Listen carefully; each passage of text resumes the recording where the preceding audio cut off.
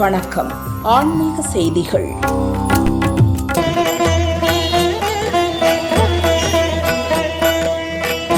தென்னக அயோத்தி என்று பக்தர்களால் போற்றப்படும் கும்பகோணம் ராமசுவாமி கோயிலில் ராமநவமி உற்சவம் மார்ச் 19ஆம் தேதி கொடியேற்றத்துடன் துவங்கியது.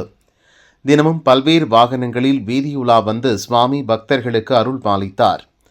விழாவின் சிகர நிகழ்ச்சியான இன்று ராமநவமியை முன்னிட்டு தேரோட்டம் நடைபெற்றது. உற்சவர் சீதாதேவி சமேத ராமர் சர்வ அலங்காரத்தில் லக்ஷ்மணன் மற்றும் ஹனுமனுடன் நேரில் பிரவேசித்தனர். ஸ்ரீராம ஜெயம் கோஷம் முழங்க பக்தர்கள் தேரை வடம் பிடித்து இழுத்து பரவசமடைந்தனர்.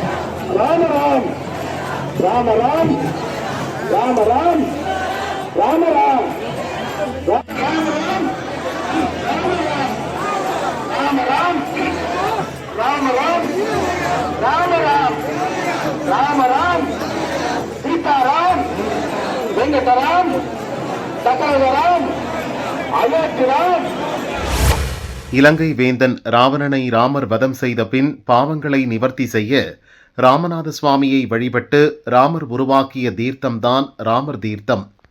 இது ராமேஸ்வரம் தீவில் அமைந்துள்ளது. 2000 ஆண்டுக்கு முன் நேபாள மன்னர் ஒருவரால் இந்த கோயிலில் ராமர், லட்சுமணர், சீதா உள்ளிட்ட விக்கிரகங்கள் பிரதிஷ்டை செய்யப்பட்டன. ஒவ்வொரு ஆண்டும் ராமநவமி அன்று ராமர் தீர்த்தத்தில் அமைந்துள்ள ராமர் கோவிலில் ராமர் பிறந்த கதையை வாசித்து நெய்வேத்தியங்கள் படைத்து சுவாமிக்கு தீபாராதனை செய்து வழிபடுவது வழக்கம்.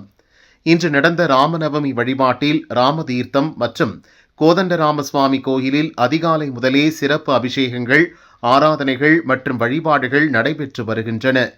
தமிழகத்தின் பல்வேறு மாவட்டங்களில் இருந்தும் வெளிமாநிலங்களில் இருந்தும் ஏராளமான பக்தர்கள் ராமேஸ்வரத்தில் குவிந்துள்ளனர்.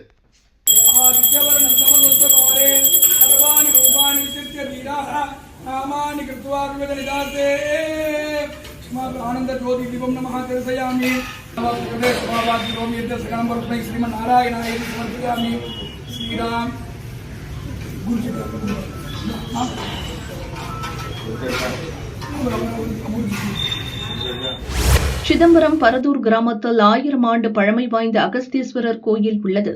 மேற்கு நோக்கி அமைந்த சிவன் ஸ்தலம் என்ற பெருமை வாய்ந்தது. ஆண்டுதோறும் பங்குனி மாதம் சூரியன் அஸ்தமிக்கும் போது சூரிய கதிர்கள் முழுமையாக சிவன் மீது விழுவது வழக்கம். இந்த ஆண்டு நேற்று இந்த அற்புத நிகழ்வு நடந்தது. அதைத் தொடர்ந்து சிவபெருமானுக்கு 16 வகை வாசனை திரவியங்களால் சிறப்பு அபிஷேக அலங்காரம் செய்தனர். மகா தீபாராதனை காட்டப்பட்டது. இந்த நேரத்தில் சிவபெருமானை தரிசித்தால் சகல தோஷங்களும் நீங்கி சௌபாக்கியங்கள் பெருகும் என்பது ஐதீகம்.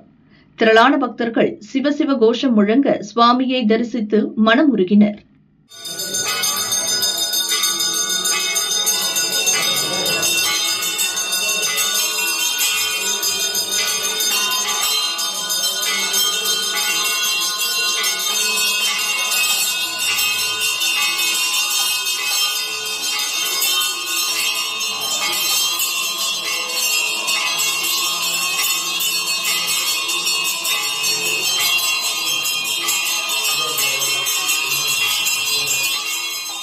மன்னார்குடி வடுவூரில் பழமை வாய்ந்த கோதண்ட ராமசாமி கோயில் உள்ளது.